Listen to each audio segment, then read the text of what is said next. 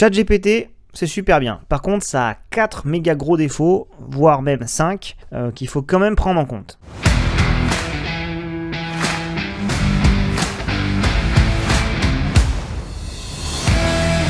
Premièrement, et l'IA vous le dira si vous lui demandez, elle n'a accès à aucune donnée après 2021. Donc tout ce qui est information un peu d'actualité et tout, c'est mort. Lui demandez pas la météo, lui demandez pas qui a été élu président dans je sais pas quel pays la semaine dernière. Ça, elle ne saura absolument pas y répondre. Le deuxième problème, bon, il est carrément lié au premier, elle ne peut pas avoir accès à des données externes. Donc vous pouvez pas lui envoyer un lien d'une page et lui dire ok, va visiter cette page et résume-moi son contenu. Si vous voulez qu'elle vous résume le contenu d'une page, il faut que vous copiez son contenu textuel et que vous le colliez dans la conversation. En sachant qu'attention, on est aussi limité en quantité de mots qu'on peut envoyer, donc des fois il faut le faire en plusieurs fois ou trouver des petites astuces. Et en troisième, et c'est peut-être le plus important, c'est qu'elle donne parfois des informations erronées.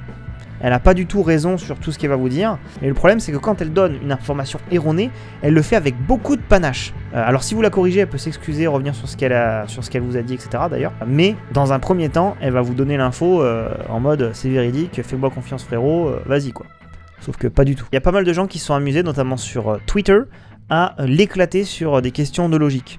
Donc tout ce qui est question du type j'ai 4 fois l'âge de mon fils, dans 20 ans j'aurai 2 fois son âge, quel âge avons-nous? Donc là non seulement il va donner une mauvaise réponse, mais en plus il part dans de longues explications.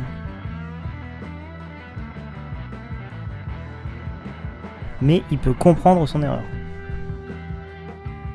Puis on peut lui en faire une autre, hein, là j'en ai plein là. Alors attendez, tac tac tac. Voilà, donc là quel nombre divisé par lui-même donne son double?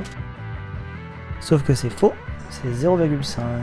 Donc là il se corrige, mais il faut avoir vu qu'il s'était trompé. Bon, une autre limitation, c'est qu'elle ne peut pas citer ses sources. Il y a des moyens un petit peu de tricher avec ça, parce que quand on lui demande pas, des fois elle est capable toute seule de vous sortir des études. Mais il faudra toujours aller vérifier, parce qu'elle est capable aussi de vous dire qu'elle vous donne telle information parce que ça vient de telle étude, mais aussi bien cette étude, elle ne donnait pas du tout ça comme réponse. Donc ce qu'il faut garder en tête, c'est que malgré le fait que au début quand vous utilisez pour la première fois ChatGPT, vous avez l'impression que c'est le surhomme ultime et qu'on est tous foutus. Ces IA vont vraiment révolutionner pas mal d'industries et tout, parce que en effet, elles sont très fortes. Mais faut pas non plus se mettre à l'utiliser sans vérification.